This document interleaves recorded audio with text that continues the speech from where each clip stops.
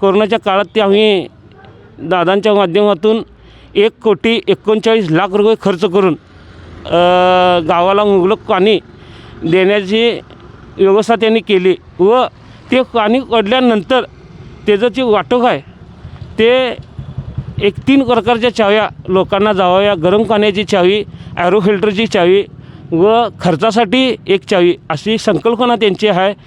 काही थोड्या राजकीय घडामोडी ह्या गावातल्या वेगळ्या घडल्या व ते त्यांच्या हातून घडलं नाही. पण ह्या जिल्हा परिषदेचे सदस्य झाल्यानंतर परत आणि भविष्यात आमची 2 महिन्यात ग्रामपंचायत आहे, तिथंही सत्ता आता 15 वर्ष 40 वर्ष त्यांच्याकडे आहेत, गाव त्यांच्याकडे सत्ता देणार, ह्यात काही शंका असायचं कारण नाही.